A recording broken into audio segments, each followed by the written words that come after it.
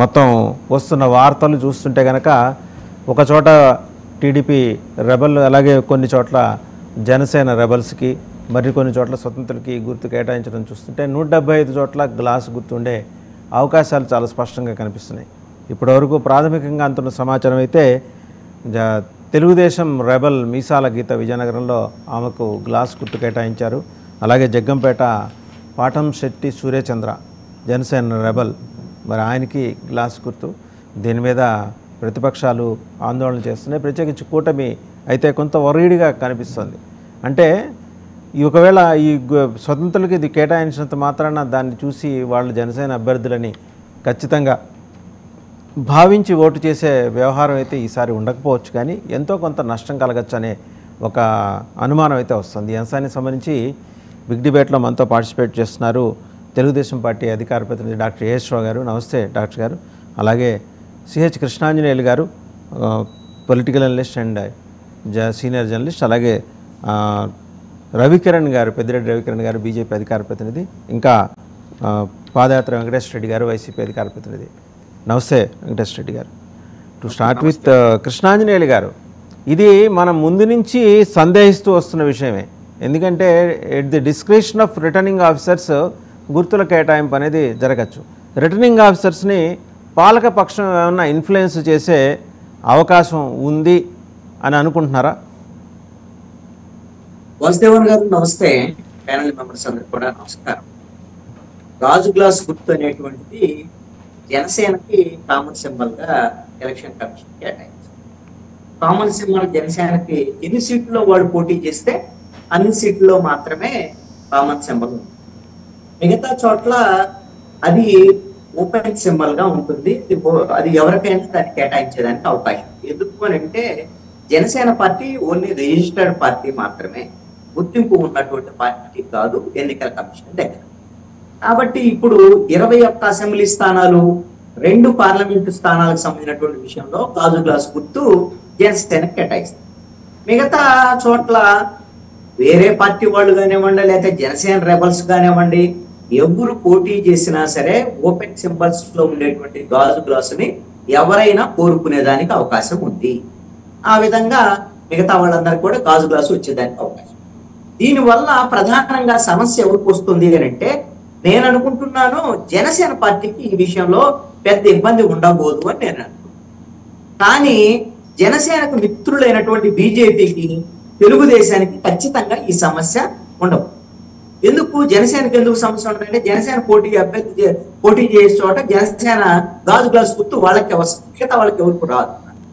మరి మిగతా చోట్ల బీజేపీ పోటీ చేసే చోట్ల అక్కడ గాజు గ్లాసు వేరే వాళ్ళకి కావచ్చు. మరి ఇది జనసేన పార్టీకి సంబంధించినటువంటి వాళ్ళందరూ జన సైనికులు ఇక గాజు గ్లాసు మందే అని చెప్పేసి జనసేన గాజు గ్లాసు వేసేదానికి అవకాశం ఉంటుంది. ఆ విధంగా బీజేపీ ఇప్పుడు తెలుగుదేశం 144 అసెంబ్లీ స్థానాలు, అదేవిధంగా వాళ్ళు పోటీ చేసే పార్లమెంటు స్థానాలకు సంబంధించినటువంటి దాంట్లో అక్కడ కూడా గాజు గ్లాసు గుర్తు వేరే వాళ్ళకు కేటాయించేదానికి అవకాశాలు ఉండొచ్చు.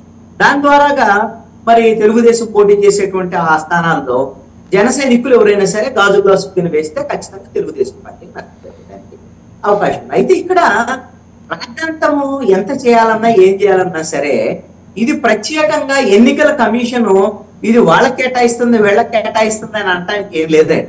అది ఓపెన్ సింబల్, ఎవరైనా దాన్ని కోరుకోవచ్చు, ఎవరికైనా ఎలక్షన్ కమిషన్ ఇస్తుంది. అంటే ఒకవేళ ఎక్కువ మంది కోరుకుంటే డ్రా తీసే అవకాశం ఉందా అండి?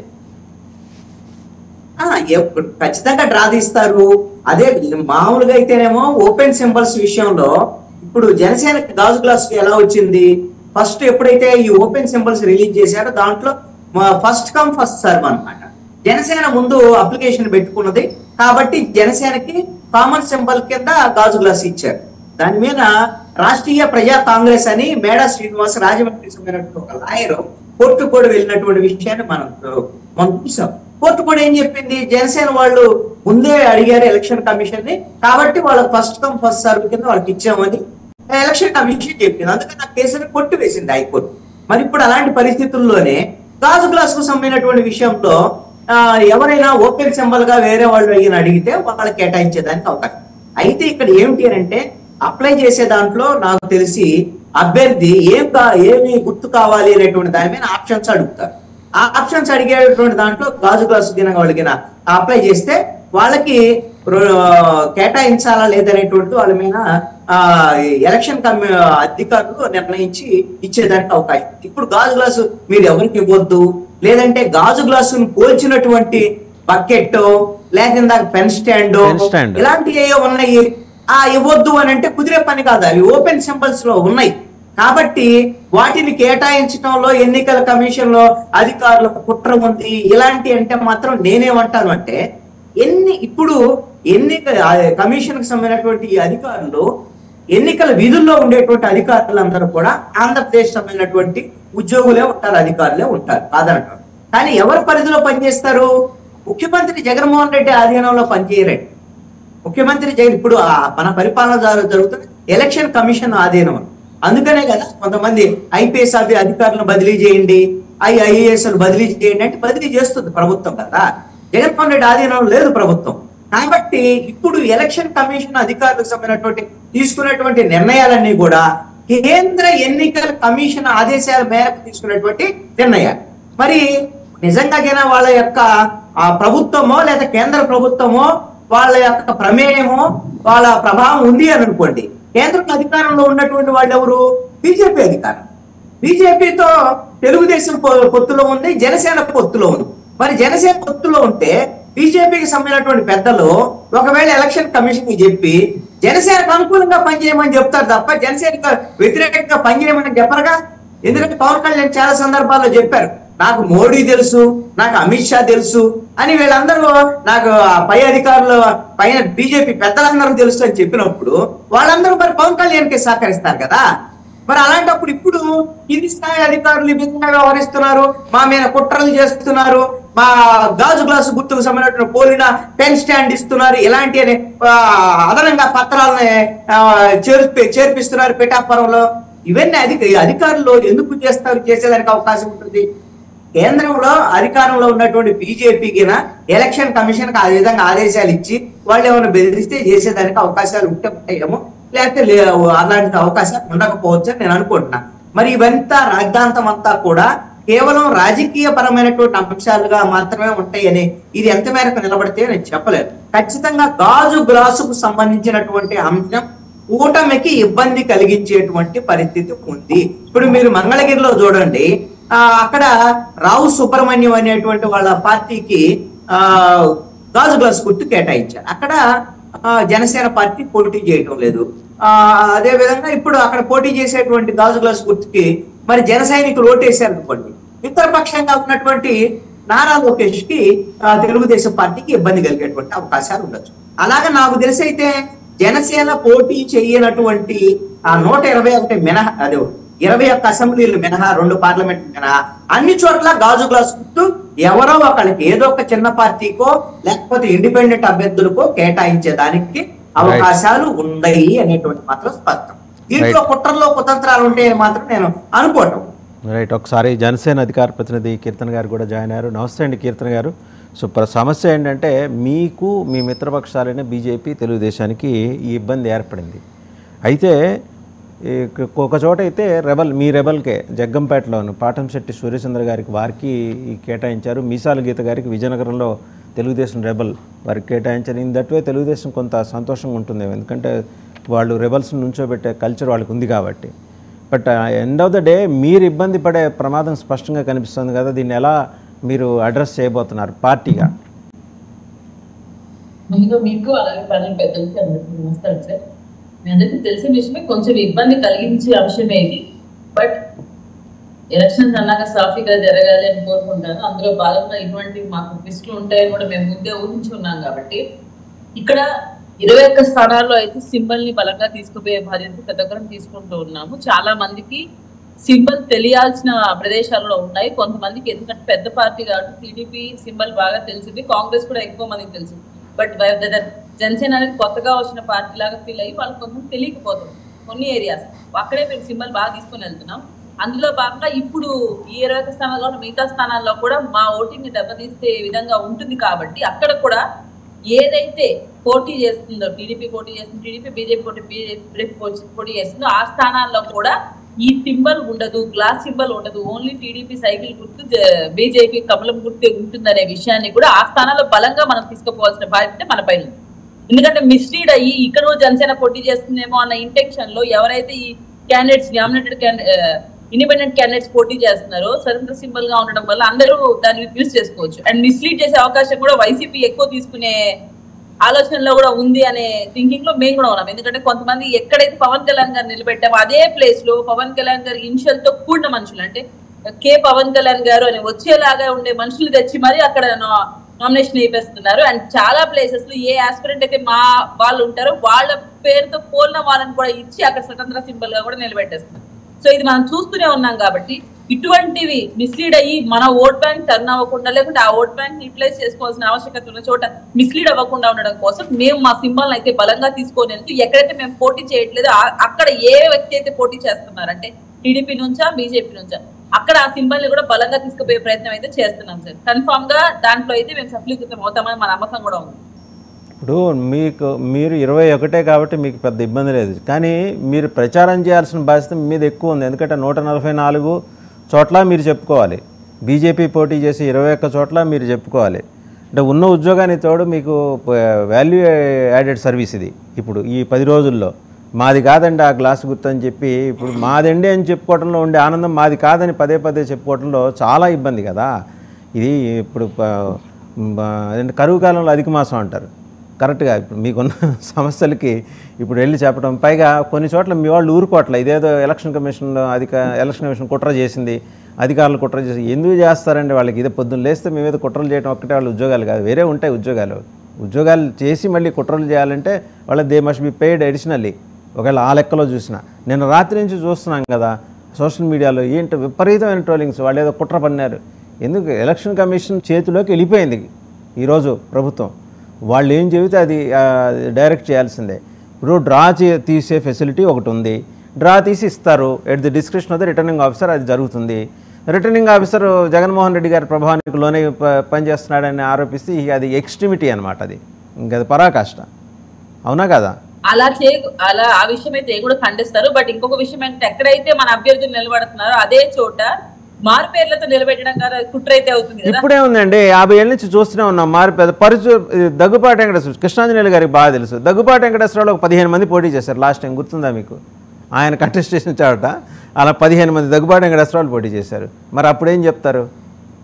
బట్ ఒకటైతే కన్ఫర్మ్ చెప్తారు, మాకు అధిక బాధ్యత అని చెప్పం కానీ ఎట్లయినా అలయన్స్ లో భాగంగా అందరం కలిసే ప్రచారం చేస్తున్నాం. ఇంకా సింబల్ ని బలంగా తీసుకుపోవడం అది మన మెయిన్ ఇంటెన్షన్ గా పోతాం. ఇంక 15 రోజులు అంతే. నేను ఇంకో చోట చూశానండి రాత్రి, ఎవరో పెన్ స్టాండ్ మీద రగడ ఇస్తారండి. పెన్ స్టాండ్ కాకపోతే ఏంటి? పెన్ స్టాండ్ ఇస్తే వచ్చే అభ్యంతరం ఏంటి?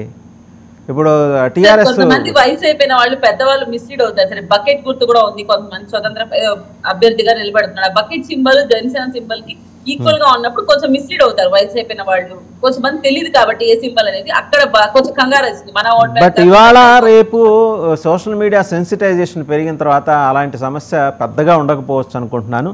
ఎనిహో ఒకసారి రవికిరణ్ గారు బీజేపీ అధికార ప్రతినిధి వారి దగ్గరికి వెళ్దాం. రవికిరణ్ గారు, ఇప్పుడు ఇది నిజంగా మీరు ఇన్ఫ్లుయెన్స్ చేయగలిగి ఉంటే మీరు చెప్పి ఎలక్షన్ కమిషన్ ఆఫ్ ఇండియాకి చెప్పి ఇబ్బంది రాకుండా చూడాలి కదా, మీరు అది ఎందుకు చేయలేకపోయారు? సోషల్ మీడియాలో చాలామంది అడుగుతున్నారు మిమ్మల్ని. వాసుదేవన్ గారు, ముందుగా మీకు తోటి ప్యానలిస్ట్కి 99 టీవీ వీక్షకులందరికీ శుభోదయం అండి. ఇప్పుడు దేశవ్యాప్తంగా సుమారుగా 2500 పార్టీలు ఉన్నాయండి. దానిలో జాతీయ పార్టీలు 5-6, BJP, Congress, Aam Aadmi, NCP, BSP ఇలా ఉంటే, అలాగే ఆయా రాష్ట్రాల్లో ప్రాంతీయ party recognized, registered and recognized state parties. ఉదాహరణకి మన స్టేట్ లో తెలుగుదేశము, వైసీపీ, అలాగే టీఆర్ఎస్ ఉంది, ఎంఐఎం ఉంది, ఇలాగా 4-5 ఏడీఎంకేను ఉంది మన రాష్ట్రంలో. ఏడీఎంకే కూడా ఉంది రిజిస్టర్డ్ అని, ఇలా ఉంది. అయితే రిజిస్టర్డ్ బట్ అన్రికగ్నైజ్డ్ పార్టీలు దేశవ్యాప్తంగా 2000 పైచీలకు ఉన్నాయి. 2000 పైచీలకు రిజిస్టర్డ్ బట్ నాట్ రికగ్నైజేషన్ రావాలి అంటే ఒక పార్టీ పోటీ చేస్తున్నప్పుడు, ఇప్పుడు జనరల్ గా సింబల్ ఎలకేషన్ ఎలా జరుగుతుందంటే, the symbol election symbol reservation allocation order 1968, ఇది చట్టం అనమాట. 1968 లో చేసిన చట్టం. సింబల్ ఎలకేషన్ ఎలా చేయాలి, అలాట్మెంట్ రిజర్వేషన్ ఎలా చేయాలని దాని మీద ఉంటుంది.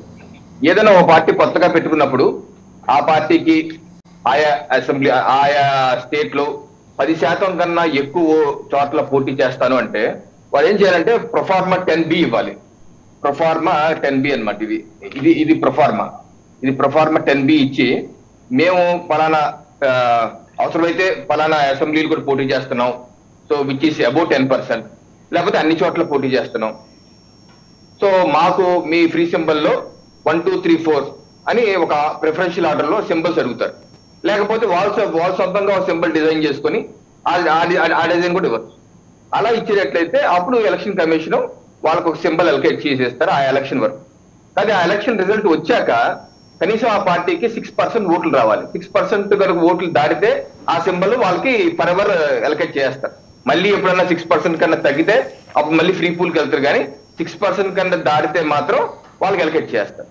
లేకపోతే 6% ఓట్లు రాకపోయినా కనీసం ఒక ఎమ్మెల్యే, రెండు ఎమ్మెల్యే సీట్లన్నా గెలవాలి. ఇప్పుడు జనసేన పార్టీకి 2019లో ఇలాగే ప్రొఫార్మా బి ఇచ్చారు. వాళ్ళకి ఇప్పుడు ఆ రోజు 28 జనవరి 2019 ఎలక్షన్ కమిషన్ ఆఫ్ ఇండియా ఇచ్చినటువంటి సింబల్ అలొకేషన్ 175 అసెంబ్లీల్లోనూ గ్లాస్ టంబ్లర్ ఇచ్చారు. అలాగే విద్యార్థి మహిళా రాష్ట్రీయ మహిళా సేన అంట, వాళ్ళకేమో ప్లేట్ కంటైనింగ్ ఫుడ్ అంట, జన జాగృతి పార్టీ మైక్ ఇలా అలొకేట్ చేసి కేంద్ర ఎన్నికల సంఘం ఇచ్చేశారు. అయితే జనసేన పార్టీకి ఏమైంది, 2019 5.5% ఓట్లు వచ్చాయి కాబట్టి ఆ క్రైటీరియా మీట్ కాలేదు. అలాగే ఎమ్మెల్యేలు కూడా ఒకటే గెలిచారు కాబట్టి ఆ క్రైటీరియా మీట్ కాలేదు. కనీసం ఎంపీ ఒకటన్నా గెలవాలి, ఒకటి కూడా గెలవలేదు, ఆ క్రైటీరియా మీట్ కాలేదు. సో ఇది సమస్య. సో ఇంకా ఈ ఎలక్షన్ తర్వాత జనసేన పార్టీకి ఈ సమస్య రాదనుకోండి, అది వేరే విషయం. సో ఆ యొక్క నిబంధనలకు అనుగుణంగానే నిబంధనలు ఏముందంటే, ఒకవేళ మీరు అప్లై చేసుకుని ఏది the free symbol allocated as a common symbol to the candidates of a party under this paragraph, ఏది సింబల్ అలొకేషన్ చట్టంలో ఉన్న మాట చదువుతున్నాను, shall be available for allotment to candidates set up by other parties or independent parties in those other constituencies in which that party has not set any candidate. ఏదైనా ఆ party కనుక ఆ అసెంబ్లీలో వాళ్ళ క్యాండిడేట్ పెట్టకపోతే ఆ యొక్క సింబల్ వేరే వాళ్ళకి ఇండిపెండెంట్ క్యాండిడేట్స్ కానీ వేరే వాళ్ళకి ఇవ్వచ్చు అని చెప్పేసి చట్టం ఉంది. సో ఆ చట్టంలో భాగంగానే ఈ రోజు మనం చూస్తున్నాం కుప్పంలో కూడా బహుశా అన్ని అసెంబ్లీల్లో పార్లమెంట్ లోనూ గ్లాస్ సింబల్ ఉండే ఉంటది. సో ప్రధానంగా ఇక్కడ సమస్య జనరల్ గా ఏంటంటే ఇప్పుడు ఇండిపెండెంట్ ఎవరి వాళ్ళు గ్లాస్ సింబల్ వచ్చేస్తే కొంత కన్ఫ్యూజన్ అయ్యే ఛాన్స్ కొంత తక్కువ, ఎందుకంటే సోషల్ మీడియా యుగంలో మొత్తం ప్రచారం చేస్తున్నాం కాబట్టి దీనికి ఓటైపోయి దానికి ఓటే తక్కువ. కాకపోతే సమస్య మేజర్ గా ఎక్కడ వస్తుందంటే జనసేన రెబల్ క్యాండిడేట్ ఎవరైతే ఆ నియోజకవర్గం సుపరిచితుడుగా ఉండి ఇతను జనసేన ఇన్ఛార్జ్, సో ఆయన కనుక మీకు అక్కడ తూర్పుగోదావరి జిల్లా జగ్గంపేటలో ఆ సమస్య ఉంది, పాటంశెట్టి సూర్యచంద్ర గారికి ఇచ్చారు. అలాగే విజయనగరంలో మీసాల గీత గారు తెలుగుదేశం రెబల్కి ఇచ్చారు. సో ఇవన్నీ సమస్యలే. అంటే విజయనగరంలో తెలుగుదేశం ఉండి మళ్ళీ తెలుగుదేశం రెబల్. అంటే ఇప్పుడు మా జిల్లా కాకినాడలో జగ్గంపేట ఏంటంటే సూర్యచంద్రరావు ఆయన సుపరిచిత జనసేన పార్టీ క్యాండిడేట్ గా 2019లో కంటెస్ట్ చేస్తున్నారు, చాలా పాపులర్. సో ఇలాంటి ఇది అక్కడ అసలే ఇప్పుడు వైసీపీ తోట నరసింహం గారు ఆయన season politician, TDP Jyothula Nehru గారు ఆయన ఈ ఇద్దరి మధ్య హోరాహోరీగా నడుస్తుంది.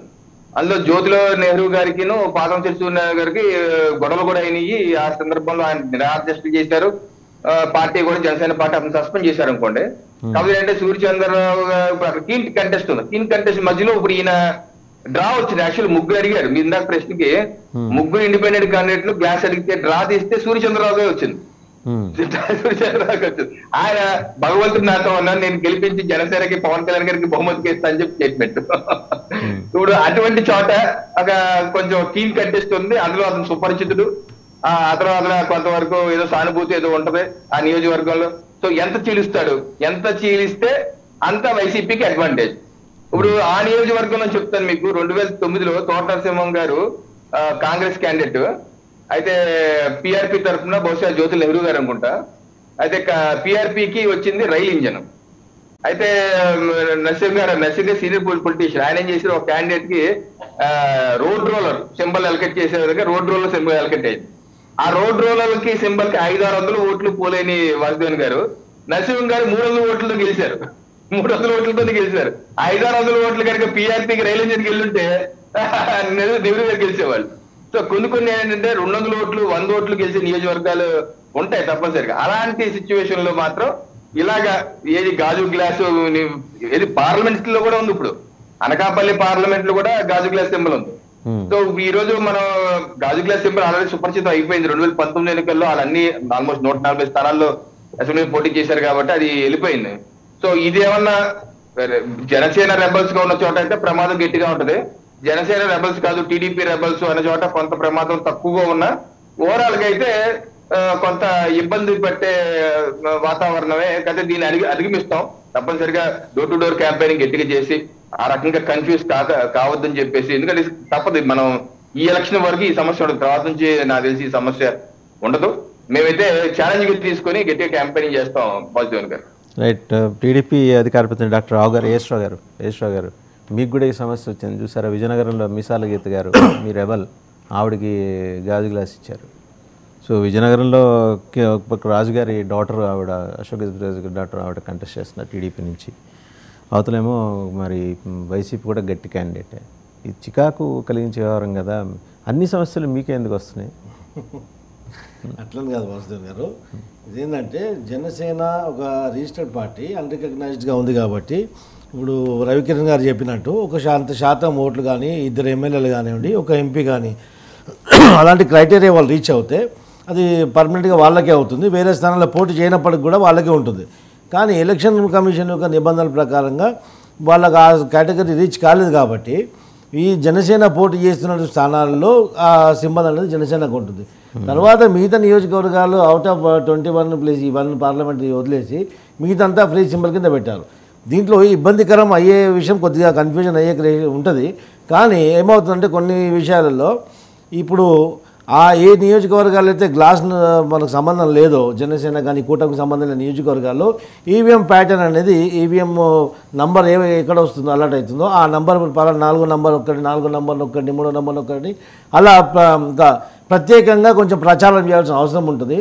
మామూలుగా సోషల్ మీడియా ఎఫెక్ట్ ఉన్న ఓటర్లందరూ కూడా కన్ఫ్యూజ్ అయ్యే అవకాశం ఎక్కువగా ఉండదు. కాకపోతే నిరక్షరాస్యులు, వృద్ధులు ఉంటారు కదా, అలాంటి వాళ్ళకు కొద్దిగా ఇబ్బంది అయ్యే పరిస్థితి ఉంటుంది. ఏదేమైనప్పుడు కూడా కొద్దిగా ఇబ్బందికరమైన వాతావరణమే. మనం ఇంకో విషయానికి వస్తే అధికారులు సహకరించట్లేదంటే దాన్ని నిలువెత్తు నిదర్శనం చెప్తాను. కొడాలి నాని విషయంలో గుడివాడ నియోజకవర్గంలో ఉన్నటువంటి మున్సిపాలిటీకి సంబంధించి బిల్డింగ్ లీజు తీసుకుని దాని ఆదాయం అనేది దాంట్లో అఫిడవిట్లో పొందుపరచలేదు. దాన్ని తెలుగుదేశం పార్టీ నాయకులు మొత్తం కడాఖండిగా తీసుకొచ్చి సాక్ష్యాధారాలతో చూపిస్తే అక్కడ రిటర్నింగ్ ఆఫీసర్ ఆర్డీఓ గారు వీళ్ళు ఒక దయాదాక్షిణాలతో అక్కడ రిక్రూట్ అయ్యి ఉన్నారు, పద్మావతమ్మ గారు. వాళ్ళు క్లియర్గా మీరు కోర్టుకు వెళ్ళండి అని చెప్పేసి ఆయన అఫిడవిట్ నిరాకరించకుండా ఇది చేయలేదు, ఆమోదించారు. అదొకటైతే ఇక్కడ తెలంగాణకు వస్తే కూడా మన చేవల నియోజకవర్గానికి వస్తే కాసాని జ్ఞానేశ్వర్ అంటే నేనే వాళ్ళపైన ఎఫ్ఐఆర్ పెట్టాను. ఆ ఎఫ్ఐఆర్ కాపీ, అందులో ఎఫ్ఐఆర్ విషయాలు అఫిడవిట్లు రాయలేదు. రిప్రజెంటేషన్ ఆఫ్ పీపుల్ యాక్ట్ 1951 ప్రకారంగా ఇది ఫిట్ కేస్ ఫర్ రిజెక్షన్ అని చెప్పి నేను అప్లికేషన్ కూడా ఇచ్చాను. అయినప్పటికీ కూడా వాళ్ళు ఏం చేశారు, ఏదో ఒకటి కాపీ మార్ఫింగ్ చేసి ఇందులో ఛార్జ్షీట్లో పేరు తీసేశారని చెప్పేసి సబ్మిట్ చేస్తే అప్పుడు తర్వాత మళ్ళీ వాదించాను. రిటర్నింగ్ ఆఫీసర్ కలెక్టర్ గారు నేను వాదించాను, ఇది కాదండి, అది సర్టిఫైడ్ కాపీ కావాలా, మీరు ఏదో కాపీ చేస్తే ఇది కాదు, ఇట్లా యాక్సెప్ట్ చేయకూడదని చెప్తే ఎంత మొత్తుకున్నా అసలు వినే ప్రసక్తే లేదు. ఇలాంటి కార్యక్రమాలు అధికారులు ఒక వన్ సైడెడ్గా పనిచేస్తున్నారు. అదే కాకుండా ఈరోజు అదే చేవల నియోజకవర్గానికి కొండ విశ్వేశ్వరరెడ్డి అనే వ్యక్తికి ఇంకొకరిని తీసుకొచ్చేసారు, రంజిత్ రెడ్డి అని ఇంకొకరిని తీసుకొచ్చారు. ఇది ఒక కొత్త సంస్కృతికి తెరలేపుతున్నారు. ఇప్పుడు ఏ నియోజకవర్గంలో అభ్యర్థి స్ట్రాంగ్గా ఉన్నాడో ఆ పేరుతో తీసుకొచ్చి 2, 3, ఒకరినో అట్లీస్ట్ ఒక్కరినన్నా దాంట్లో వేసేసి ఓటర్ని కన్ఫ్యూజ్ చేసే ప్రయత్నం చేస్తున్నారు. అలాంటి పరిస్థితులు ఏం చేయాలంటే ఈ యొక్క కూటమి కానివ్వండి, పార్టీ కానివ్వండి, ఏ ప్యాటర్న్లో ఏ ఆల్ఫాబెటికలీ ఏ నెంబర్లో వాళ్ళ ఓటింగ్ అలాట్ అవుతుందో ఆ 4 నంబరా 3 నంబరా 1 నంబరా అనేది దాంట్లో ఆ విషయంలో కొద్దిగా విస్తృతంగా ప్రచారం చేస్తే దీని నుంచి బయటపడే అవకాశం ఖచ్చితంగా ఉంటుంది.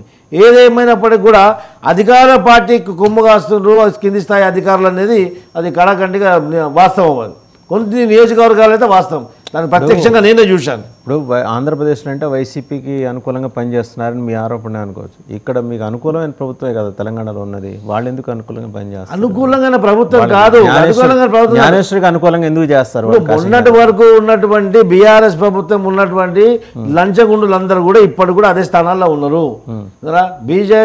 బీఆర్ఎస్ తో అడుగుతున్న ఆఫీసర్లు ఇంకా అక్కడే కూర్చున్నారు, బీఆర్ఎస్కి అనుకూలంగా వ్యవహరిస్తున్నారు. ఇప్పటికి కూడా స్వామి భక్తి పోలేదు ఇంకా వాళ్ళలో. పొద్దున 10:30 నుంచి సాయంత్రం 5:30 వరకు సుదీర్ఘ వాదోపవాదాలు చేశాను నేను. ఇద్దరు అడ్వకేట్లు తీసుకొచ్చాను, సుప్రీంకోర్టు అడ్వకేట్ తీసుకొచ్చి సుప్రీంకోర్టు సైటేషన్ ఇచ్చినాక కూడా ఈ కంటెంప్ట్ ఆఫ్ సుప్రీంకోర్టు జడ్జిమెంట్ అంటే కూడా మీరు కోర్టుకు వెళ్ళండి అని చెప్పేసి డిక్లరేషన్ ఇచ్చారు, కానీ తప్ప వాళ్ళ నామినేషన్ రిజెక్ట్ చేయలేదు. ఇలాంటి కార్యక్రమాలు కొంచెం అధికారులు చేస్తున్నారు, ఇది వాస్తవం. ఇది రైట్. సరే, వెంకటేశ్వర రెడ్డి గారు, పాదయాత్ర వెంకటేశ్వర రెడ్డి గారు, మీకు తెలుగుదేశాన్ని చూసారా కష్టాలు? అక్కడ ఆ రాష్ట్రంలోనే ఉన్నాయి, ఈ రాష్ట్రం తెలంగాణలో కూడా ఉన్నాయి. పోనీ ఇక్కడ కాంగ్రెస్ ప్రభుత్వం అధికారంలో ఉందంటే రావు గారు అనేది ఏంటంటే కాంగ్రెస్ ప్రభుత్వం వచ్చినప్పటికీ కూడా అధికారులంతా బీఆర్ఎస్కి అనుకూలంగా ఉన్నవాళ్ళు, అలాగే అక్కడ కూడా వైసీపీకి అనుకూలంగా ఉన్నవాళ్ళు ఏమైనా చేస్తున్నారేమో కుట్రలు. రావు గారు అన్నట్లు ఆయన ఏం చెప్తున్నారంటే ఎన్నికల ప్రచారంలోనేమో ఉద్యోగులంతా ప్రభుత్వానికి వ్యతిరేకంగా ఉన్నారు, మాకు అనుకూలంగా ఉన్నారని చెప్పేసి ఒక స్టేట్మెంట్ ఇస్తారు. కేంద్ర ప్రభుత్వంతో బీజేపీ తోటి మేము పొత్తులో ఉన్నాం అనేది వాళ్ళు పొత్తులో ఉన్నారనేది జగమెరిగిన సత్యం. ఈ రెండు ఉండి మళ్ళీ ఈ స్టేట్మెంట్ ఇస్తున్నారంటే ఇది కాంట్రడిక్షన్ గా లేదు? కాంట్రడిక్షన్ గా మాలో జనరల్ గా ఆలోచించండి మీరు. ఇప్పుడు అధికారులంతా ఉద్యోగులంతా ప్రభుత్వానికి వ్యతిరేకంగా ఉన్నారు, మా వైపు ఉన్నారు, ఆ ఓట్లన్నీ గంప కొత్తగా మాకే పడతాయి అని చెప్పేసి చెప్తుంది వాళ్లే ప్రచారంలో.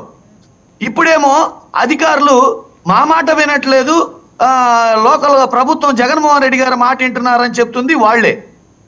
బీజేపీతో పొత్తులో ఉన్నది వాళ్లే, మళ్ళీ ఎన్నికల కమిషన్ సహకరించట్లేదని చెప్తుంది వాళ్లే. ఉద్యోగులు వ్యతిరేకంగా ఉన్నారు, అది ఆ విషయం వాస్తవం అయినప్పటికీ కొంతమంది అధికారులు, అర్థం ప్రభుత్వ ఉద్యోగులు అందరి గురించి మాట్లాడలేదు, కేవలం కొంతమంది ఉద్యోగులు, కొంతమంది ప్రభుత్వ అధికారులు ఆ యొక్క అధికార పార్టీ యొక్క దయాదాక్షిణ్యంతో ఆ సీట్ల మీద కూర్చున్న వాళ్ళు ఆ విధంగా వ్యవహరిస్తున్నారని చెప్తున్నా నేను. రావు గారు, కొంచెం మీరు మీ సమయం మీకు కేటాయించారు, నన్ను కొంచెం మాట్లాడినవ్వండి. అందరూ మాట్లాడిన తర్వాత అందరికీ సమాధానం చెప్పాల్సిన బాధ్యత మా మీద ఉంది కాబట్టి, అందరూ మమ్మల్ని విమర్శిస్తుంటారు కాబట్టి సమాధానం చెప్పాల్సిన బాధ్యత మా మీద ఉంది కాబట్టి ప్రతి ఒక్కరికి చెప్పాలి. నేనేమంటానంటే కీర్తన గారు కూడా ఇందాక మాకు జనసేన సింబల్ వల్ల ఇట్లాంటి ఫ్రీ సింబల్ వల్ల అసలు 14 సంవత్సరాల క్రితం పార్టీ పెడితే అది రిజిస్టర్డ్ పార్టీగానే నిలబడిపోవడం, అది మళ్ళీ రికగ్నైజ్డ్ పార్టీ కాకపోవడం, వాళ్ళకు ఉన్న ఓట్ల శాతం ఏ శాతం ఉందో తెలంగాణ ఎన్నికల్లో మనం చూసాం, గత 19లో ఆంధ్రప్రదేశ్ ఎన్నికల్లో మనం చూసాం, ఇప్పుడు మొత్తం వాళ్ళు తీసుకున్న సీట్లు ఎన్నో మనం చూసాం, అందులో వాళ్ళు సొంతగా క్యాండిడేట్లు ఎంతమంది నిలబెట్టుకోగలిగారో మనం చూసాం.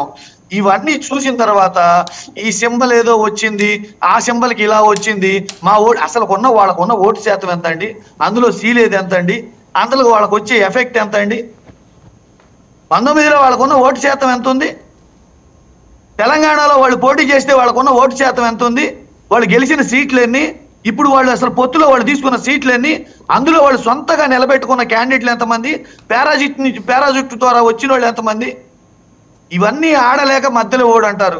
క్లియర్ కట్ గా మేము ఇది ప్రజలకు చేశాము, గతంలో ఇది చేస్తాము, మళ్ళీ అలాంటి పరిపాలన తెస్తాము అని చెప్పేసి 14 నుంచి 19 వరకు పరిపాలించిన ఎన్డీఏ ప్రభుత్వం చెప్పలేకపోవడం ఎంత దౌర్భాగ్య స్థితితో ఇప్పుడు మళ్ళీ ఆడలేక మధ్యలో ఓడు అన్నట్టు పలానా వాడికి ఆ సింబల్ వచ్చింది, పలానా వాడికి ఈ సింబల్ వచ్చింది, మాకు అధికారులు సహకరించట్లేదు.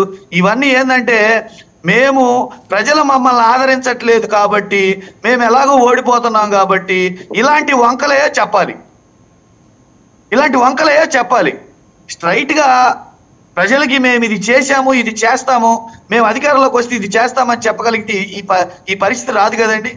ప్రజలే అమాయకుల, ప్రజలు ఇవన్నీ చూడడం. మీరు అన్నట్టు సోషల్ మీడియా ఎంత యాక్టివ్గా ఉంది, నిన్నటి నుంచే వాళ్ళు అన్ని ఎక్కడికక్కడ ఎన్నికల కమిషన్ వాళ్ళు అట్లా ఇవ్వగానే ఇవాళ శాటిలైట్ ఛానల్స్ కంటే ముందు వాళ్ళు డేటా పట్టేసుకున్నారు, ఎవరికి ఏ సింబల్ వస్తుంది, ఎవరికి ఎంతమంది ఎక్కడ పోటీ చేశారు, ఇవన్నీ వాళ్ళు డేటా పట్టేసి అంత సోషల్ మీడియా యాక్టివ్గా ఉండి ప్రజలంతా ఎడ్యుకేటెడ్ అయ్యి ఉండి ఇప్పుడు ప్రజలకి ఎంత నాలెడ్జ్ ఉంది. ఇలాంటి నాలెడ్జ్ సమయంలో ఏదేదో కళ్ళబొల్లి మాటలు చెప్తారు తప్పితే, అయ్యా 14 నుంచి 19 వరకు మేము మీకు ఇలాంటి పరిపాలన చేశాము, జన్మభూమి కమిటీలతో మీకు మేలు చేశాము, జన్మభూమి కమిటీలు మళ్ళీ మీకు తెస్తాము, జన్మభూమి కమిటీల ద్వారా మీకు అద్భుతమైన పరిపాలన అందిస్తామని ఏమైనా చెప్తున్నారా? లేదు. మేము ఈ జగన్మోహన్ రెడ్డి గారు మా ప్రభుత్వం పెట్టిన సచివాలయాలను కొనసాగిస్తాము, వాలంటీర్ వ్యవస్థను కొనసాగిస్తాము, వాళ్ళకి 10,000 జీతం ఇస్తాము అని చెప్పగలుగుతున్నారు తప్పితే మా గత పరిపాలన మేము తెస్తామని చెప్పే దమ్ము ధైర్యం ఉన్నదా? సరే, ఈ విషయం పక్కన పెడితే వెంకటేశ్వర రెడ్డి గారు, మీ సోషల్ మీడియాలో రాత్రి నుంచి ఆ అరాచకం ఏంటండి? ఇప్పుడు 175 చోట్ల గ్లాస్ గుర్తుంటుంది, మొత్తం కలిపి 175 చోట్ల వచ్చిన ఓట్లు చూస్తే 20 లక్షలు పైగా మెజారిటీ, ఆ ఓట్లని కలిపి పిఠాపురంలో కలిపేస్తారు, 20 లక్షల మెజారిటీ వస్తుందని. ఎందుకు ఈ ఆశికాలు, ఎందుకు ఈ ఎగతాళి మాటలు, ఎందుకు? కొంచెం ఎవరి పని వాళ్ళు చేసుకుంటూ పోతే 10 రోజులైనా ప్రశాంతంగా ఉండొచ్చు కదా. ఇంకా 10 రోజులకు మేము క్లియర్ గా మా పనే మేము చేసుకుంటున్నాం. మా అభ్యర్థి గాని మా పని గాని ఒక్క పిఠాపురంలోనే కాదు, రాష్ట్ర వ్యాప్తంగా మీరు గమనించి చూడండి. సీరియస్ గా ఎలక్షన్ వర్క్ లో ఉన్నాం. మా మేనిఫెస్టో మీద మాకు దృష్టి ఉంది, మా పర్యటనల మీద, మా క్యాంపెయిన్ల మీద మాకు దృష్టి ఉంది. ఇక్కడ ప్రతిపక్షంలో ఉన్న చంద్రబాబు నాయుడు గారు కావచ్చు, పవన్ కళ్యాణ్ గారు కావచ్చు, వాళ్ళు మాట్లాడే వల్గర్ లాంగ్వేజ్, చంద్రబాబు నాయుడు గారిని జగన్మోహన్ రెడ్డిని చంపేస్తే నిన్ను అడిగేది ఎవరని, ఇట్లాంటి ఎలాంటి ఇబ్బందికరమైన మాటలు ఎన్ని రకాలుగా మాట్లాడినా మేము సమన్వయంతో, సహనంతో మేము క్లియర్ గా ఎన్నికల ప్రచారంలోనే ఉన్నాం. మేము క్లియర్ గా ఇప్పుడు చెప్తున్నాం, గత ప్రభుత్వంలో మీకు మీ అకౌంట్ చెక్ చేసుకోండి, మీకు ఎంత వచ్చిందో చూసుకోండి. మా ప్రభుత్వంలో మీ అకౌంట్ చెక్ చేసుకోండి, ఎంత వచ్చిందో చూసుకోండి. గత ప్రభుత్వంలో మీకు మేలు జరిగిందా లేదా చూసుకోండి. మా వల్ల మీకు మేలు జరిగితేనే మాకు ఓటేయండి. మా మేనిఫెస్టో ఇది. మేము 15 రోజుల్లో ఎలక్షన్ ఉందని తెలిసి కూడా, 15 రోజుల్లో ఎలక్షన్ ఉందని తెలిసి కూడా మేము కేవలము ఇదే చేయగలము, ఇంతవరకే చేయగలము అని చెప్పేసి చెయ్యలేని వాగ్దానాలు చేయకుండా చేయగలిగినవే చెప్పి మేము ఎన్నికలకు వెళ్తున్నాం. మేము క్లియర్ గా ఉన్నాము, కేటగారికల్ గా ఉన్నాము. ఎవరో ఏదో సింబల్ వస్తే దాని వల్ల వచ్చే లాభాలు ఇవన్నీ మేము అసలు లెక్కేసుకోవట్లేదు. పిఠాపురంలో పవన్ కళ్యాణ్ గారు గొంగ గీత గారి మీద ఓడిపోతున్నారు కాబట్టి నా పేర్ల మీద 4 వేశారు, పలాని బొట్ట గుర్తిస్తే ఇలా అవుతుంది, పెన్ స్టాండ్ ఇస్తే ఇలా అవుతుంది, బకెట్ ఇస్తే ఇలా అవుతుంది. మన దగ్గర దమ్ముంటే, మన దగ్గర విషయం ఉంటే, ఎవరెన్ని ప్రయత్నాలు చేసినా మనం గెలవటం ఖాయమవుతుంది. మన దగ్గర విషయం లేకనే ఈ మ్యాటర్, ఇవన్నీ వంకలు. రైట్. ఒకసారి కృష్ణాంజనేయులు గారు, దీంతోపాటు ఇంకో 2-3 సబ్జెక్ట్స్ ఏపీని ఈరోజు చాలా గట్టిగా వాటి మీద చర్చ జరుగుతుంది. ల్యాండ్ టైటిలింగ్ యాక్ట్ ఒకటి, తర్వాత పిఠాపురంలో మిథున్ రెడ్డి గారి డంప్స్, ఆ స్థాయిలో డంప్స్ పెట్టారు. 2 కుటుంబానికి ₹1,00,000 ఇస్తున్నారు, అంటే 4 ఓట్లు ఉంటే ₹1,00,000. నిజంగా అంత స్థాయిలో డబ్బు పంపిణీ జరుగుతుంటే ఎలక్షన్ కమిషన్ చేతులు కట్టుకుని కూర్చుందండి. ఇప్పుడు గవర్నమెంట్ ఆఫ్ ఇండియా అబ్జర్వర్స్ కూడా 3 దిగారు ఆంధ్రప్రదేశ్లో, వాళ్ళ నోటీసులో లేదా ఇదంతా? వాసుదేవన్ గారు, డబ్బు పంపిణీ అనేటువంటిది దక్షిణ భారతదేశంలో ప్రధానంగా ఆంధ్రప్రదేశ్లో అనేకమైనటువంటి ఎలక్షన్ల నుంచి జరుగుతున్నటువంటి పరిణామం. పోయిన ఎన్నికల్లో మనకి 2019లో 2,000 చొప్పున సగం పంచారు. మొన్న తెలంగాణలో నాకు తెలిసి ఖమ్మం లాంటి చోట్ల 5,000, కొన్ని చోట్ల ప్రత్యేకమైనటువంటి పరిస్థితుల్లో 10,000 కూడా పంచారు ఓటు.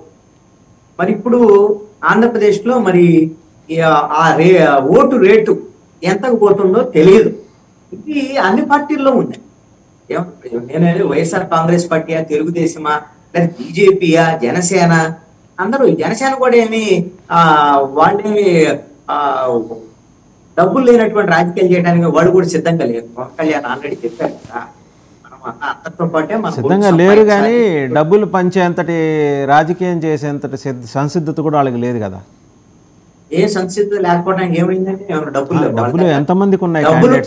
డబ్బులు ఉన్నటువంటి వాళ్ళని చూసి మీకు డబ్బులు ఉంటేనే సీట్ ఇస్తామనేటువంటి విధంగా సీట్లు ఇచ్చినటువంటి పరిస్థితి పోతిన మహేష్ లాంటి వాళ్ళు చాలా స్పష్టంగా చెప్పినటువంటి డబ్బులున్న బొర్రా వెంకటప్పారావు కూడా రాలేదు కదా మరి ఆ మాటకు వస్తే. సత్తెనపల్లి సరే, ఇంకా ఎక్కువ డబ్బులు ఉంటాయి. ఇప్పుడు అక్కడ తెలుగుదేశానికి సంబంధించినటువంటి విషయం కన్నా లక్ష్మీనారాయణకి ముందే ప్రకటించినటువంటి నేపథ్యం ఉన్నటువంటిది, అది కూటమి ఇంపార్టెంట్ కదా. ఇప్పుడు అదే తెలుగుదేశం నుంచి వచ్చినటువంటి 10-12 మందికి వాళ్ళు సీట్లు ఇచ్చినటువంటి పరిస్థితి ఉంది కదా. డబ్బులు ఇక్కడ ఎక్కువ డబ్బులు ఎవరు పెట్టగలరు అనేది ఒకటి, కూటమికి సంబంధించినటువంటి తెలుగుదేశం వాళ్ళకి అకామిడేట్ చేయాలనేటువంటి ఒక ఆబ్లిగేషన్ పవన్ కళ్యాణ్కి ఇవన్నీ ఉన్నటువంటి పరిస్థితి. ఈ నేపథ్యంలోనే ఈ విధమైనటువంటి డబ్బులు పంపిణీకి సంబంధించినటువంటి విషయంలో ఇప్పుడు మీరు గుంటూరుకు సంబంధించినటువంటి విషయానికి వచ్చేసరికల్లా గుంటూరు ఎంపీ నాకు తెలిసి భారతదేశంలో తెలుగుదేశం పార్టీకి సంబంధించినటువంటి అభ్యర్థి భారతదేశంలో ఇప్పటి వరకు రాజకీయ నాయకులందరిలో కన్నా అత్యధికంగా ఆస్తులు ఉన్నటువంటి నేతగా ఇప్పుడు ఆయన అఫిడవిట్లు తేలినటువంటి అంశం. అదేవిధంగా గుంటూరు పోటీ చేసేటువంటి ఇప్పుడు మంత్రిగా ఉన్నటువంటి విడుదల పెద్ద మొత్తంలో డబ్బులు పంపిణీ చేస్తున్నారనే ప్రచారం జరుగుతుంది. అది పార్టీల్లో ఆ విధమైనటువంటి పరిస్థితులు ఉన్నాయి. ఒక మిథున్ రెడ్డి అనేటువంటి దేవుడు ఇక్కడ ఒక అంశం ఏమిటంటే ఇప్పుడు ఎంత డబ్బులు పంచుతున్నారు, ఎక్కువ పంచే వాళ్ళ మీద ఎలక్షన్ కమిషన్, తక్కువ పంచే వాళ్ళ మీద ఎలక్షన్ కమిషన్ చూడకపోవడం అనేటువంటి ఎవరు డబ్బులు పంచినా తప్పే కదా. అసలు ఎలక్షన్ కమిషన్ వీటిని నియంత్రించలేనటువంటి పరిస్థితుల్లో ఉంది అనేటువంటిది ఇది వాస్తవం. డబ్బులు పంపిణీ అనేటువంటిది నాకు తెలిసి ఈసారి గతంలో ఎలా ఉండేదంటే ఎన్నికల పోలింగ్ కు ముందు రోజు ఆ 24 గంటల ముందు అన్ని పార్టీలు పంపిణీ చేసేటువంటి పరిస్థితి. ఇప్పుడైతే నేను అనుకుంటున్నాను ఆల్రెడీ ఎప్పుడైతే నామినేషన్ ప్రక్రియ ఇవన్నీ ప్రారంభించినటువంటి పరిస్థితుల్లో ఇప్పటి నుంచే ఓట్ల కొనుగోలుకు సంబంధించినటువంటి ప్రక్రియనే రాజకీయ పార్టీలు ముందే ప్రారంభించాయనేటువంటిది నాకున్నటువంటి సమాచారం. చివరి రోజు వరకు లేదు, అందరు ఎవరి వాళ్ళకి ఫోన్ పేలు లేకపోతే కుటుంబాల వారీగా లేకపోతే అపార్ట్మెంట్ల వారీగా వాళ్ళ అకౌంట్ లో డబ్బులు పడిపోతాయి. ఆ విధమైనటువంటి పంపిణీ జరిగిపోతాం. వీటన్నిటిని నియంత్రించేటువంటి పరిస్థితుల్లో ఎలక్షన్ కమిషన్ లేదు. ఎలక్షన్ కమిషన్ కోరలు లేనటువంటి బాంబులాగా ఈ రోజు వ్యవహరిస్తున్న పరిస్థితి అయితే వాళ్ళు నియంత్రించలేకపోతున్నారు అనేటువంటి చాలా స్పష్టంగా. నేను ఇందాకనే ఈనాడులో ఒక కార్టూన్ చూశాను, వ్యంగ్య కార్టూన్, నిజాయితీ దినోత్సవం అన్నమాట. ఈరోజు నిజాయితీ దినోత్సవం నాడు ఎన్నికల కమిషను అధికారులు మేము నిజాయితీగా పనిచేస్తున్నాము, మేము అసలు ఎవరికి పక్షపాతం వ్యవహరించడం లేదని ఒక కార్టూన్ వేశారు. ఇదిగోండి అంటే వ్యంగ్యంగా. ఇక్కడ అంటే ఎలక్షన్ కమిషన్ మీద కూడా వీళ్ళకి నమ్మకం లేదు, ప్రతిపక్ష పార్టీల వాళ్ళకి. నేనేమంటాను అంటే ఎలక్షన్ కమిషన్ ని ఈ విధంగా టార్గెట్ చేసేటువంటి ఇక్కడ కూటమికి సంబంధించినటువంటి వాళ్ళు నేనేమంటాను అంటే బీజేపీ కూడా మీ కూటమిలో ఉంది, కేంద్రంలో అధికారంలో ఉన్నటువంటి బీజేపీ ఉన్న తర్వాత కూడా మీకు ఎలక్షన్ కమిషన్ మీద నమ్మకం లేదు అని అంటే బీజేపీ కూటమిలో ఉన్నటువంటి తెలుగుదేశానికి జనసేనకు సహకరించడం లేదా? మరి ఏమన్నా ఇప్పటికీ కూడా మరి ఆంధ్రప్రదేశ్ లో ఉండేటువంటి వైఎస్ఆర్ కాంగ్రెస్ పార్టీకి జగన్మోహన్ రెడ్డికి సహకరించేటువంటి విధంగా బీజేపీ ఉందా? అలాంటి అనుమానాలు ఏమన్నా తెలుగుదేశం వాళ్ళకి జనసేన వాళ్ళకి ఉన్నాయా అనేటువంటిది మాత్రం మరి వాళ్ళు స్పష్టత ఇస్తే మంచిది. ఈ కన్ఫ్యూజన్ అయితే ఉంది జనంలో, ఈ కన్ఫ్యూజన్ వస్తుంది. ఎలక్షన్ కమిషన్ అంతా వాళ్ళకే సహకరిస్తుంది, వైఎస్ఆర్ కాంగ్రెస్ పార్టీకి సహకరిస్తుంది అని అంటే మరి బీజేపీ కూడా సహకరిస్తుంది అనేటువంటి ప్రచారం ఖచ్చితంగా వెళ్ళింది, చర్చ వెళ్ళింది.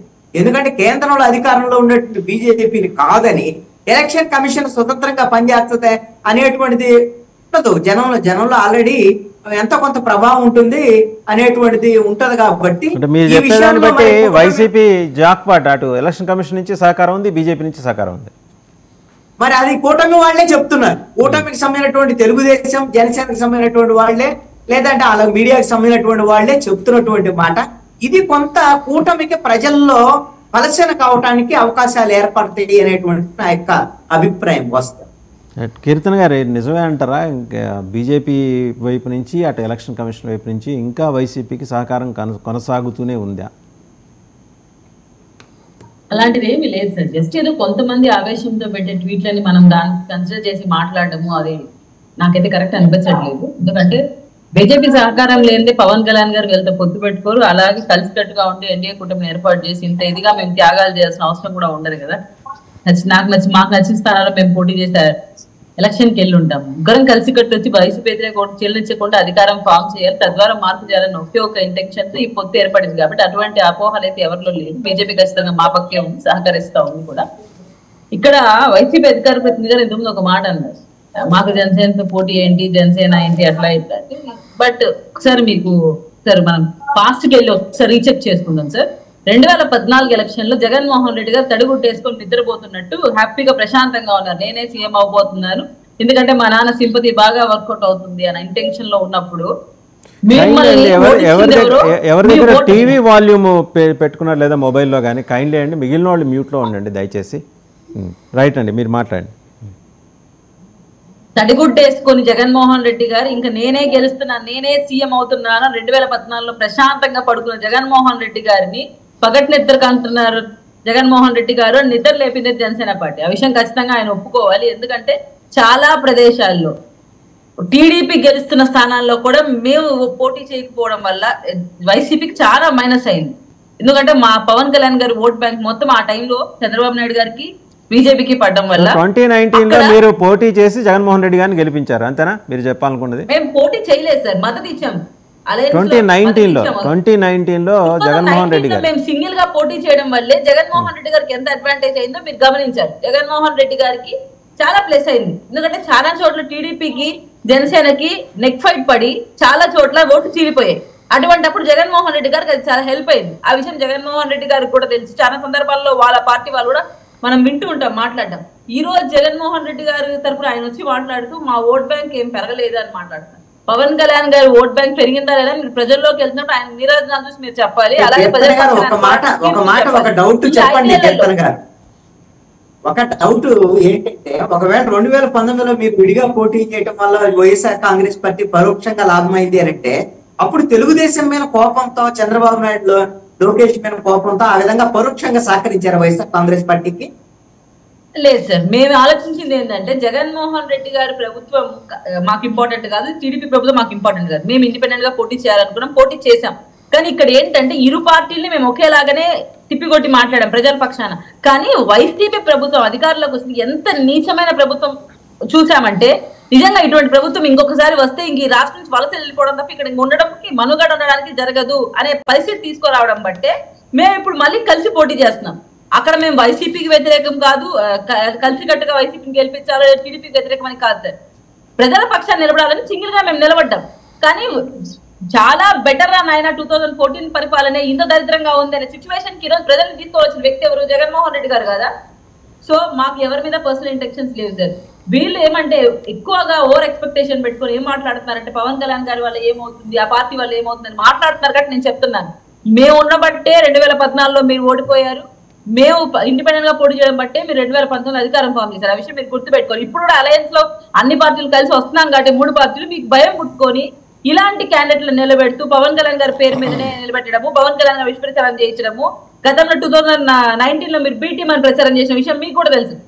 అలాగే ఇప్పుడు ఆ స్ట్రాటజీ మీరు ఫాలో అవుతున్నారు. కానీ ఇక్కడ ఆలోచించాల్సింది ఏంటంటే జగన్మోహన్ రెడ్డి గారికే పవన్ కళ్యాణ్ అంటే భయం ఉంది, పవన్ కళ్యాణ్ గారు అంటే భయం ఉంది.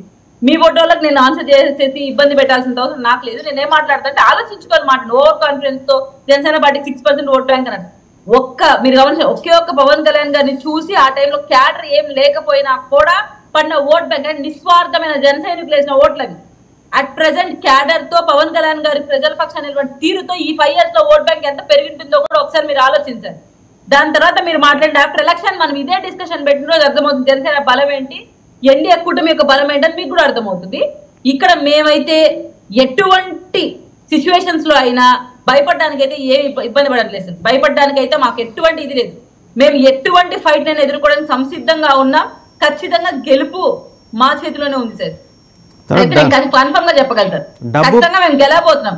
డబ్బు పంపిణీ మెజారిటీ తగ్గే అవకాశాలు అయితే ఉండొచ్చేమో కొన్ని ప్రాంతాలలో, ఎందుకంటే ఈ సింబల్ ఇష్యూ వల్ల.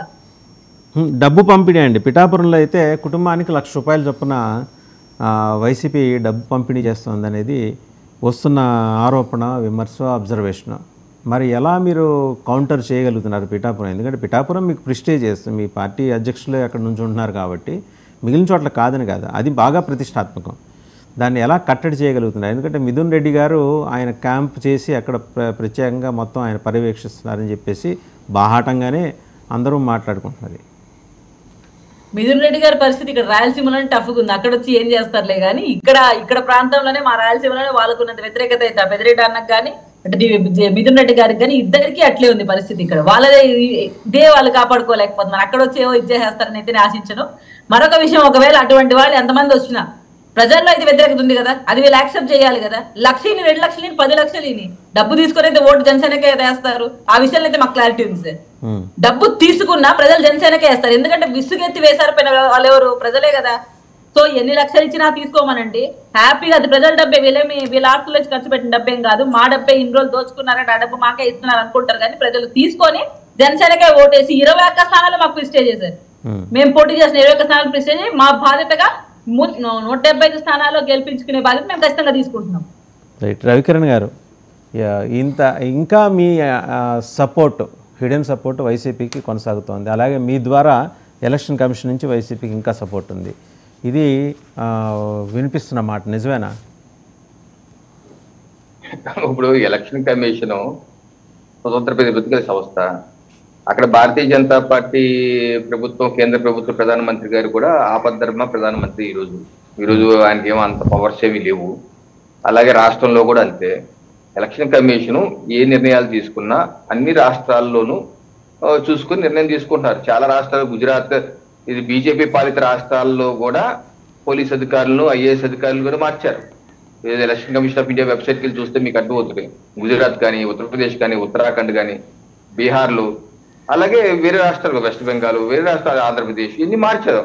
దేశవ్యాప్తంగా చేసుకుని వెళ్తారు. కానీ ఒక పొలిటికల్ పార్టీకి కొమ్ము కాస్తున్నారు అన్నది తప్పు. ఈరోజు సింబల్ ఎలకేషన్ చూపించాను, చట్టం ప్రకారం వాళ్ళు చేసుకుంటూ వెళ్ళిపోతారు. లేదా ఎలక్షన్ కమిషన్ ఆఫ్ ఇండియా మీద చర్యలు తీసుకుంటారు. మనం చూసి ఆంధ్రప్రదేశ్ రాష్ట్రంలో కూడా కొంతమంది సరిగ్గా వర్క్ చేయకపోతే చర్యలు తీసుకుంటున్నారు. అంతేగాని ఈరోజు నాకు తెలిసి కూటమి అధ్యక్షుడు చంద్రబాబు నాయుడు గారు కానీ, పవన్ కళ్యాణ్ గారు కానీ, మా పురంధేశ్వరి గారు కానీ ఇప్పుడు వరకు రాష్ట్ర ఎన్నికల సంఘం కానీ, కేంద్ర ఎన్నికల సంఘం కానీ నిష్పాక్షికంగా వ్యవహరించట్లేదు, వైసీపీ పార్టీకి కొమ్ము కాస్తున్నారని స్టేట్మెంట్ వరకు వాళ్ళైతే ఇవ్వలేదు. 22 మంది లిస్ట్ ఇచ్చారు, ఇప్పటివరకు ఇవ్వలేదు కదా అంటారండి. ఇప్పటివరకు 22 మంది లిస్ట్ ఇచ్చి వీళ్ళని మార్చండి, ఎవరిని పెట్టాలో కూడా సజెస్ట్ చేశారు కదా పురంధరేశ్వరి గారు. ఓ పని చేయమనండి, మీరే మీ హెడ్ క్వార్టర్స్ నుంచే ఇంకా వీళ్ళందరికీ పోస్టింగ్స్ అన్ని ఇచ్చేస్తే అయిపోతుంది 15 రోజుల పాటు అట్లీస్ట్. సార్ ఇప్పుడు అలా లేఖ రాయటం అన్నది రాజకీయ పార్టీల యొక్క హక్కు, వాళ్ళు రాస్తారు. దాని ఇప్పుడు 2019 ముందు కూడా జగన్మోహన్ రెడ్డి గారు ఇలాగే లేఖ రాశారు కేంద్ర ఎన్నికల సంఘానికి. కొంతమంది అధికారులు లేఖ రాశారు కానీ ఎవరిని పెట్టాలో సజెస్ట్ చేయలేదు. ఎవరిని పెట్టాలి వాళ్ళ ప్లేస్ లో సజెస్ట్ చేయాలి, మీరు సజెషన్స్ కూడా ఇచ్చేశారు కదా. చేయకపోవచ్చు. ఇప్పుడు కొన్ని ఉదాహరణకి ఒక ముఖ్యమంత్రి, ఒక రాష్ట్ర ముఖ్యమంత్రి సుప్రీంకోర్టు సిజేఐకి ఫలానా వ్యక్తి నువ్వు సిజేఐగా పెట్టద్దు అని బాహాటంగా లేఖ రాయటం మనం భారతదేశ చరిత్రలో ఎప్పుడు చూసావా? చూడలేదు కదా. అది జగన్మోహన్ రెడ్డి గారిని చూసాం. అది తప్పు అన్నావా? సుప్రీంకోర్టు జడ్జి అన్న తప్పేం కాదు, దానిలో తప్పేం ఉందని సిజేఐ అన్నప్పుడు తప్పేం కాదు కదా. అలాగే ఇప్పుడు ప్రతిపక్ష నాయకురాలుగా కొంతమంది పేర్లు అయితే బాగుంటుందని సజెస్ట్ చేయటం తప్పు అయితే ఎలక్షన్ కమిషన్ ఆఫ్ ఇండియా ఇప్పటికి చెప్పుంది కదా మీరు అలా సజెస్ట్ చేయకూడదని. సో అలా చేయక ఇప్పుడు వరకు ఎవరు చేయలేదు కాబట్టి మనం చేస్తే తప్పనే కాదు, మనం సజెస్ట్ చేసాం. ఇప్పుడు నియామకాలు జరిగినాయి, కొంతమంది మార్చారు. ఆవిడ చెప్పినట్టుగా ఆవిడ చెప్పిన పేర్లు నేను వచ్చాయని ఏదైతే రామాంజలి సీతారామాంజలి మార్చండి, కొంతమంది పెట్టండి పేర్లు ఇచ్చారు కదా, ఆ పేర్లు వచ్చాయని ఏమన్నా రాలే కదా, వేరే వాళ్ళ పేర్లు వచ్చారు కదా. సో అంతమంది సజెస్ట్ చేసినంత మాత్రాన ఇది రాజ్యాంగ వ్యతిరేకం. ముఖ్యమంత్రి గారు లేఖ రాస్తే, లేకపోతే పురంధేశ్వరి గారు రాసే సిజేఐకి జగన్మోహన్ రెడ్డి గారి మీద బెయిల్ రద్దు చేయండి, విజయసాయి రెడ్డి గారు బెయిల్ రద్దు చేయండి లేఖ రాశారు, తప్పే ఉంది, లేఖ రాస్తారు కదా. సో అంత మాత్రం చేస్తే ఇక్కడేదో అయిపోయిందని చెప్పడం తప్పనిదేసి నా ఉద్దేశం. ఈ రోజు కొన్ని పేపర్లు రాసింది అదేదో ప్రతిపక్ష పార్టీ నాయకులే చెప్తున్నారు అంటే కొన్ని పేపర్లు వాళ్ళు ఎజెండా ఉంటుంది రాసుకుంటూ పోతుంటారు. ఒకవేళ చంద్రబాబు నాయుడు గారు ఆ మాట అంటే ఎలక్షన్ కమిషన్ ఆంధ్రప్రదేశ్ నిష్పాక్షంగా లేదు. ఓకే, అధికారులు ఈరోజు చంద్రబాబు నాయుడు గారు ఏమన్నారు, అధికారులు పెన్షన్ల విషయంలో అధికారులు చేస్తున్నది కరెక్ట్ కాదు మీరు చూడమంటున్నారు. ఈ రోజు పెన్షన్లు ఏమంటున్నారు, డిబిటీ ద్వారా 94 లక్షల మందికి డిబిటీ ద్వారా ట్రాన్స్ఫర్ చేస్తాం అంటున్నారండి వాసుదేవన్ గారు.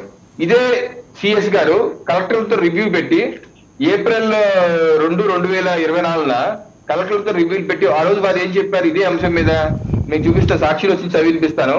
కేంద్ర ఎన్నికల సూచన ప్రకారం లబ్ధిదారులు బ్యాంక్ ఖాతాలకు డిబిటీ ద్వారా విధానంలో పింఛన్లు అందించేందుకు అందరికీ బ్యాంక్ ఖాతా లేవని గుర్తించామన్నారు. బ్యాంక్ ఖాతా లేవని గుర్తించారు ఆ రోజు కలెక్టర్ గారు, అందరికీ లేవని. వారందరికీ ఇప్పటికిప్పుడు కొత్త ఖాతాలు తెరవడంతో సమస్యలు ఉన్నట్టు తేల్చారు. మరి ఇప్పుడు ఈ నెల రోజులు ఎలా వచ్చేసినాయి అంటే 49 లక్షలు ఎలా వచ్చాయి? అప్పుడు ఇవ్వన్న వాళ్ళు 70% బ్యాంక్ ఖాతాలో ఆల్రెడీ ఆధార్ లింక్ అయిపోయింది, ఎలా వచ్చింది మరి?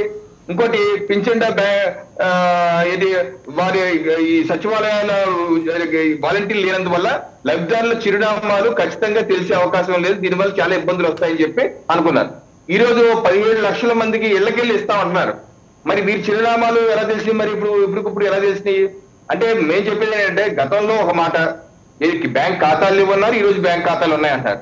గతంలో చిరునామాల వల్ల ప్రాబ్లం తెలియదు అన్నారు, ఈ రోజు ఆ రోజు ఎంతమంది ఇచ్చారు? 2 లక్షలకు 3 లక్షలకు ఇంటికి తీసుకెళ్ళి ఇచ్చారు. ఇది కంపల్సరీగా ఇవ్వాలన్న వాళ్ళకే ఇచ్చారు, మిగతా వాళ్ళకి ఇవ్వలేదు. అలాంటిది ఈ రోజు 17 లక్షల వరకు 20% వరకు ఇస్తామంటున్నారు. సో ఆ వైరుధ్యం చూడండి. ఈ నెల రోజుల్లో ఎక్కడా కొత్తగా బ్యాంక్ ఖాతాలు ఓపెన్ చేయలేదు కదా. అలాంటిది ఈ రోజు 70% బ్యాంక్ ఖాతాలు ఉన్నాయని అంటారు. ఆ రోజు మేము ఇవ్వలేము అసలు అన్న వాళ్ళు ఈ రోజు 17 లక్షలకు ఇవ్వగలుగుతున్నారు. అలాంటప్పుడు 66 లక్షలకు మంది మొత్తానికి ఇవ్వచ్చు కదా. రేపు వచ్చే నెల జూన్కి వచ్చేసరికి ఆ మాట అంటారేమో. లేదంటే అధికారులు తప్పుదోవ పట్టించే విధంగా వాళ్ళకి కావాల్సిన విధంగా తప్పుడు ఇన్ఫర్మేషన్ ఇప్పుడు ఎలక్షన్ కమిషన్ ఆఫ్ ఇండియా చెప్పింది ఏంటి? డిబిటీ ద్వారా కానీ లేదా నేరుగా కానీ తీసుకెళ్ళమని అన్నారు. అంతేగాని మీరు సచివాలయం పిలుచుకొచ్చి వాళ్ళు అక్కడే ఇవ్వని అనలే కదా. వాళ్ళు చెప్పినట్టు చేయకుండా వేరే రకంగా చేశారు. ఈ రోజు ఇంకో రకంగా చేస్తున్నారు, వచ్చే నెల ఇంకో రకంగా చేస్తారా? అంటే ఈ రకమైనటువంటి విధానాలు అవలంబిస్తూ ఇది అధికార పార్టీకి సానుకూలంగా చేసే విధంగా చేస్తారని చెప్పి ఆరోపణ. చంద్రబాబు నాయుడు నేను ప్రశ్న పెట్టి చెప్పింది అదే. ఎలా మీరు మరి అప్పుడే మాట ఇప్పుడు మాట ఎలా చెప్తారు? ఎలా బ్యాంక్ ఖాతాలు వచ్చేసినాయి? ఈ రోజు ఎలా చిరునామాలు తెలుసుకుంటున్నారు? ఒక గ్రామంలో ఎంతమంది వృద్ధులు ఉన్నారు అనేది ఆ సచివాలయం ఉద్యోగులకు కానీ లేదా విలేజ్ సెక్రటరీకి కానీ ఆ విలేజ్ సెక్రటరీ పనిచేసి 10 మంది తెలియదా అండి? ఎవరు వృద్ధులు ఉన్నారు, ఎక్కడ ఉన్నారు, వీళ్ళు ఇవ్వలేరా? సో ఇలా అధికారులు తప్పుదోవ పట్టిస్తున్నారు. వైసీపీ పార్టీ అనుకుని అన్నారే కానీ ఎలక్షన్ కమిషన్ ఆఫ్ ఇండియా ఇలా చేస్తుంది, ఏపీ ఎలక్షన్ కమిషన్ ఏమో పక్షపాతిగా వ్యవహరిస్తాను. మేము ఎప్పుడు మా కూటమి పార్టీలు అయితే ఇప్పుడు లేదండి. మన పాదయాత్ర వెంకటేశ్వర రెడ్డి గారు మ్యూట్లో ఉన్నారండి. మీరు మ్యూట్లో ఉన్నారు, అన్మ్యూట్ చేసుకోండి.